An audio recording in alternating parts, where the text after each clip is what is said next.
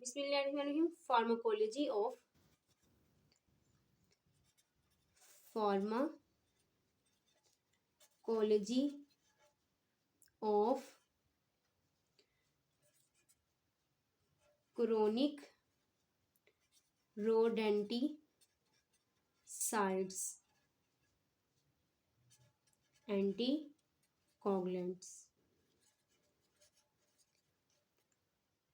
अब जो एंटीकोगुलेंट्स है ना वो रिड्यूस यहाँ तक कि टोटली जो है ना प्रिवेंट करती हैं क्लोटिंग एबिलिटीज को, ब्लड की क्लोटिंग एबिलिटीज को मुकम्मल तौर पर प्रिवेंट करती हैं, उसको रोकती हैं।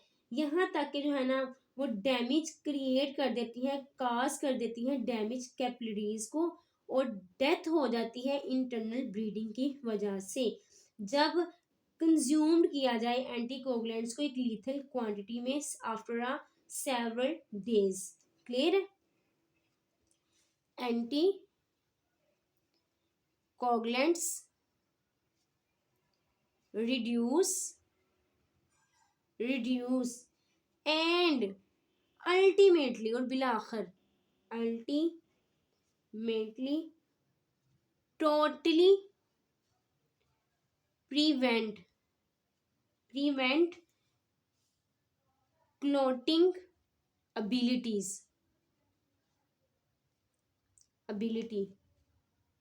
किसकी क्लोटिंग एबिलिटी? ब्लड की। किसकी वजह से क्या होता है जी? Cause damage to the capillaries. किसको डैमेज होता है? कैपिलरीज को डैमेज होता है। Cause damage to the capillaries, damage to capillaries. Clear है? इसके साथ साथ डेथ हो जाती है इंटरनल ब्लीडिंग की वजह से। इंटरनल ब्लीडिंग ये उस वक्त होता है जब एंटीकोगुलेंट्स का जो इस्तेमाल है ना वो कुछ दिनों तक जो है ना लीथल क्वांटिटी में यूटिलाइज किया जाए। when consumed in lethal quantity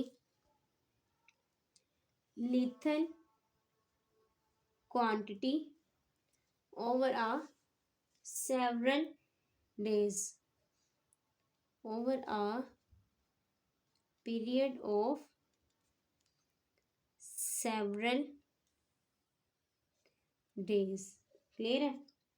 अब जो एंटीकोगुलेंट्स का जो मैकेनिज्म है ना वो प्रिवेंट करता है ब्लड को क्लोटिंग से, और ये इजीली जो है ना वो अंडरस्टूड है। क्लियर है? अगर हम लोग कंसीडर करते हैं ना कि नॉर्मल ब्लड जो है ना क्लॉट्स करे, अगर ब्लड वेसल्स डैमेज हो जाए कट के जरिए या इंजर के जरिए, तो जो लिक्विड ब्लड है ना वो जल्दी से जेली में कन्वर्ट हो जाएगा, जो कि प्रिवेंट करेगा मजीद ब्लड को स्केपिंग से। क्लियर है कि ज्यादा जो ब्लड है ना वो वहां से ना निकले। तो ये उस वक्त होता है जब सोल्यूबल प्रोटीन ब्लड में, सोल्यूबल प्रोटीन जिसको हम लोग फाइब्रिनोजेन कहते हैं, वो चेंज होता जाती है insoluble mass of thread like structure, that is the fibrin which forms the cloud. Clear है? जब हम कट लग जाए, जब कोई कट लग जाए तो उस वक्त क्या होता है जी? सोल्यूबल प्रोटीन जिसका नाम है फाइब्रिनोजेन, जिसका नाम क्या है जी? फाइब्रिनोजेन। एक सोल्यूबल प्रोटीन है फाइब्रिनोजेन जो कि चेंज हो जाती है इनसोल्यूबल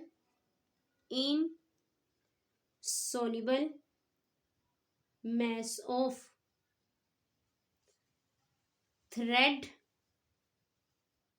लाइक स्ट्रक्चर में, थ्रेड लाइक स्ट्रक्चर में।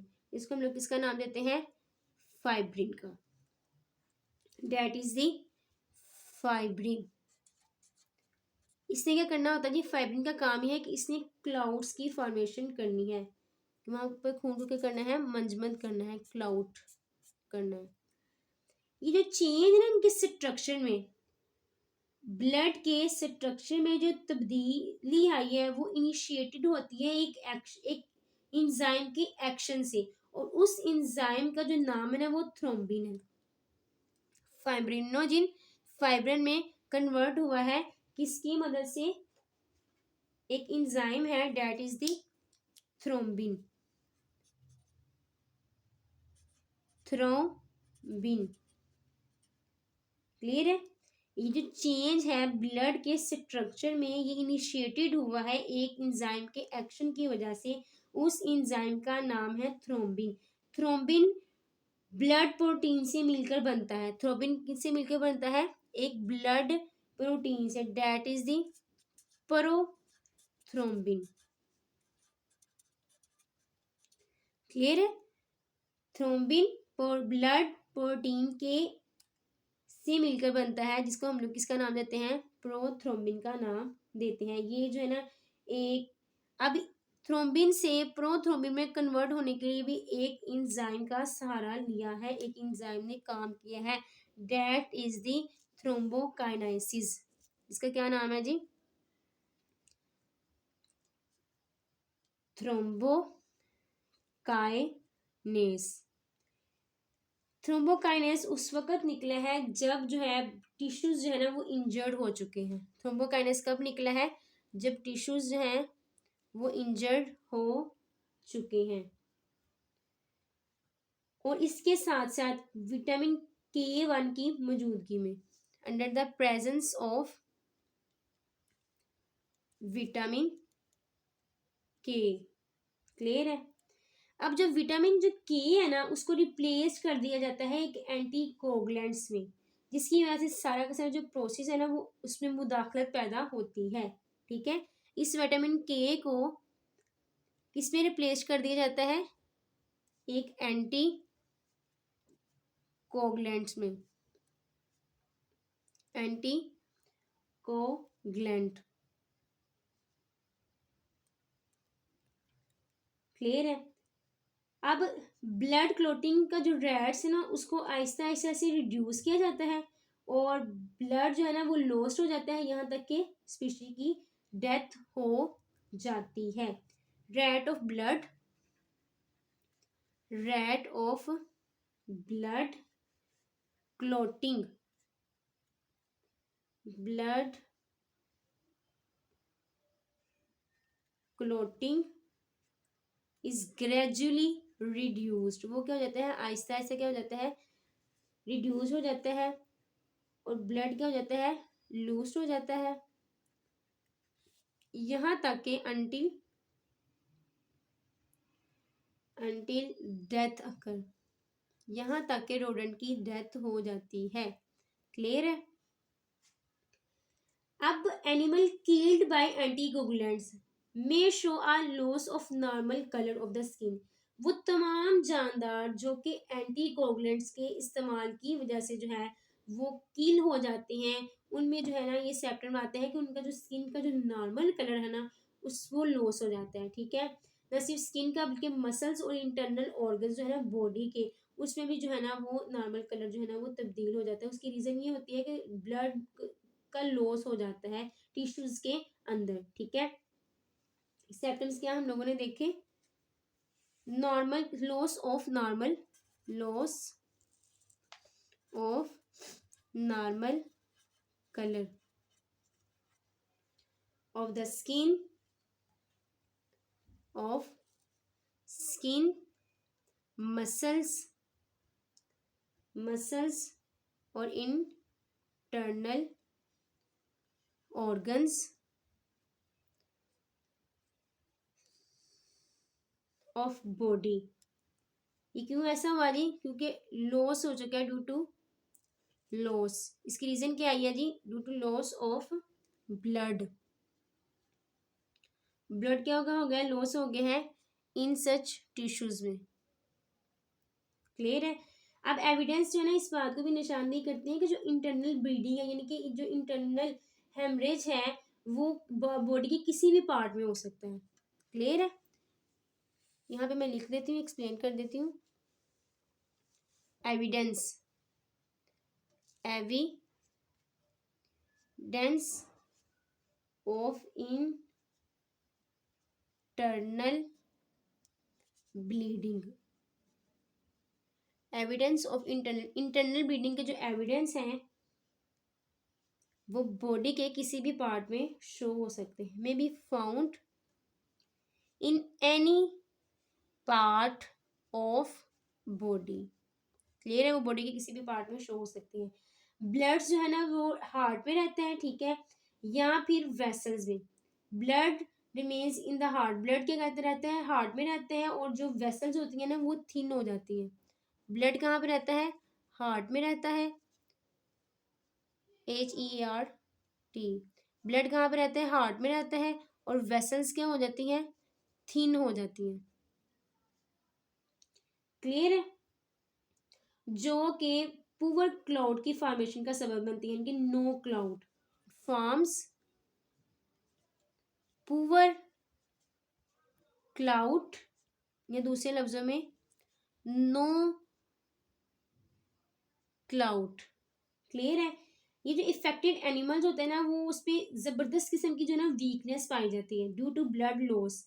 इस तरह से ना एक सिग्निफिकेंटली जो है ना हम लोगों को ना पेशेंट को या एनिमल को फील होता है कि एपिटेट, भूख, और बॉडी वेट जो है ना आमतौर पे इफेक्टेड नहीं होता। क्लियर है, एक्सट्रीम एक्सट्रीम वीकनेस होती है। वीकनेस ये किस वजह से हुआ, due to loss of blood, blood के लूज की वजह से। क्लियर है, एक्सट्रीम वीकनेस हुई है। और मजीद क्या हुआ जी, significant thought, that is significant appetite, भूख, एपिटेट। लेकिन इसके साथ साथ जो बॉडी वेट है ना, body weight not affected, not affected, उसमें जो है ना कोई भी असर नहीं नजर आया। हेमाटोमा की अगर बात करें ना, इनके स्वेलिंग या tumour filled with blood formation is more common than free bleeding in affected animals. क्या हम लोग को नजर आता है जी इसमें जी, हिमा हेम्यूटोमा। हेम्यूटोमा ये क्या है, बेसिकली एक ट्यूमर है field with, tumour filled with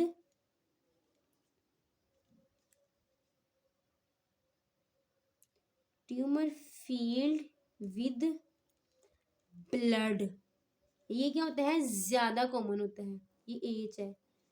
haematoma tumour filled with blood, ये क्या होता है, ज्यादा कॉमन होता है as compare to the free bleeding in affected animals.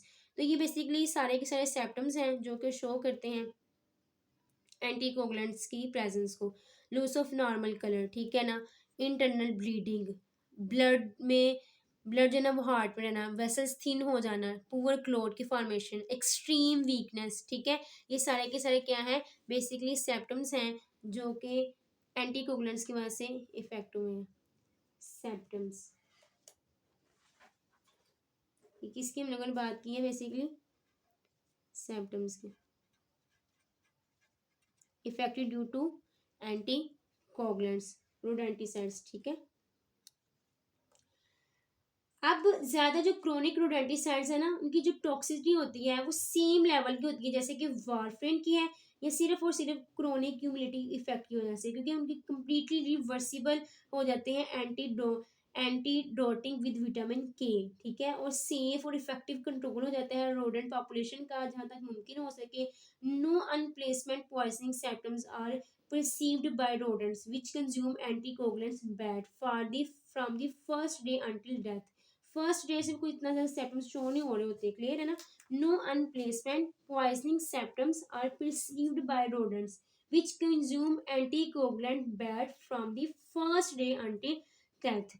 जो सिम्टम्स है ना डेवलप सो ग्रेजुअली, आहिस्ते आहिस्ते से शो होते हैं, जो कि प्रीस्यूम्ड होते हैं, रोडेंट कैन नॉट आइडेंटिफाई, जो कि खुद जो है ना रोडेंट आइडेंटिफाई नहीं कर पाता, यहाँ तक कि जो है इसमें बीमारी पैदा हो जाती है और वो खाना पीना छोड़ देता है। They do not stop eating the bad, वो जो बैड है ना उसको खाना नहीं छोड़ता है। नतीजन यहाँ तक कि बैड शाइनेस भी बहुत ही कम जो है ना डेवलप होती है क्रोनिक रोडेंटिसाइड के इस्तेमाल से। क्लियर है। एक इम्पोर्टेंट पॉइंट जो मैंने आपको बताया कि बैड शाइनेस रेल डेवलप बहुत कम जो है ना डिवेल्प होती है, develops with chronic rodenticides, rodenticides। Clear है। ये था बेसिकली कुछ इसके सिम्टम्स के हवाले से। अगर हम लोग जनरल इफेक्टिवनेस देखें ना ज़्यादातर एंटीकोगुलेंट्स की, तो वो तकरीबन सेम है और ये स्लाइटली बेटर होती है other than against given species of rodents में। अगर हम लोग बात करें ना ब्रोडी फाक्यूमिन की, जो कि जिसकी स्ट्रेंथ अगर 0.005% अगर प्रोवाइड कर दी जाए, इसको मैं एक्सप्लेन करती हूँ। मैंने बात की है स्पीशी की, that is the, for example मिसाल के तौर पर ब्रोडी फाक्यूम, अगर हम लोग को इसकी स्ट्रेंथ प्रोवाइड करें 0.005%, ठीक है, at the time of writing still an experimental compound, ठीक है। क्लियर है। तो ये किल करेगा मेजोरिटी ऑफ रोडेंट को बाय सिंगल डोज की, एक सिंगल डोज ही जो है ना इसकी काफ़ी होगी, सिंगल डोज भी क्या होगी, इनफ होगी। अगर हम बात करें ना किसकी, आल्सो डेफासियोनोन, रैक्यूमिन, रैक्यूमिन और इसके साथ साथ क्लोरोफाइसिनोन की, तो वो भी कंसिडरेबली ज़्यादा इफेक्टेड हैं एज कम्पेयर टू दी वारफ्रेन। वारफ्रेन की निस्बत ये जितनी भी प्रोडक्ट्स है ना ये ज़्यादा इफेक्टिव हैं। क्लियर है। मैंने ये कहा ज़्यादातर एंटीकोगुलेंट्स का जो जनरल इफेक्टिवनेस है ना वो तकरीबन सेम है, ठीक है, क्या है, तकरीबन सेम है, but some may be slightly better, कुछ की जो है ना इफेक्टिवनेस स्लाइटली बेटर है as compare to the others, जो कि हम लोग यूटिलाइज कर रहे हैं रोडेंट्स के अगेंस्ट। मिसाल इसकी मैंने दी है ब्रोडीफुमा क्यूम की, ब्रोडीफुमा क्यूम की एक इसकी अगर से स्ट्रेंथ 0.05% इस्तेमाल कर दी जाए तो एक सिंगल डोज से जो है ना वो रोडेंट की स्पीशीज जो है ना वो किल कर जाएगी, ठीक है। और इस तरह से जो है ना ये कुछ और भी प्रोडक्ट्स हैं वो भी बेहतर है as compare to the warfarin. Clear है। मजीद जो है ना मैं टॉक्सिसिटी की बात करती हूँ एंटीकोगुलेंट्स की टॉक्सिसिटी के हवाले से।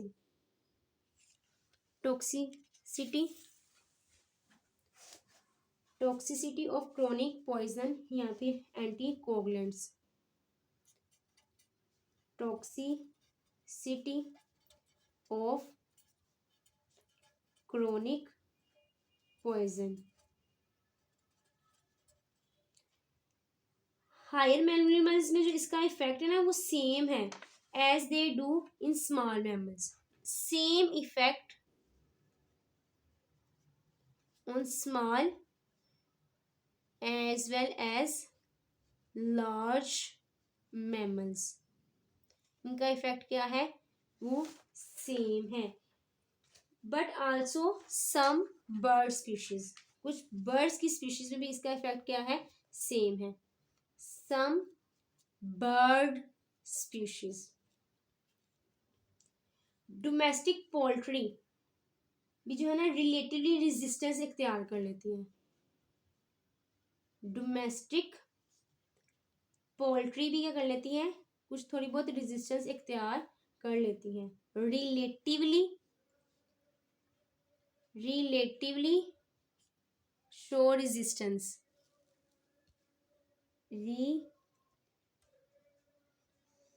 रेजिस्टेंस। ये भी देखा गया कि जो पिजन्स है ना वो सिग्निफिकेंटली ज्यादा ससेप्टिबल होते हैं एंडियंस के देन द क्यूमरिन्स डेरिवेटिव्स के। ठीक है, ये भी देखा गया है कि जो पिजन्स हैं, किसकी बात करें हम लोग, पिजन्स की, पिजन्स पिजन्स की बात करें तो वो ज्यादा ससेप्टिबल हैं। पिजन्स आर सिग्निफिकेंटली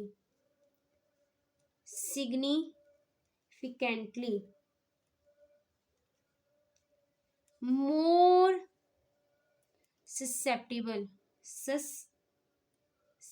ससेप्टिबल हैं टू इन डेंडियोन्स के देन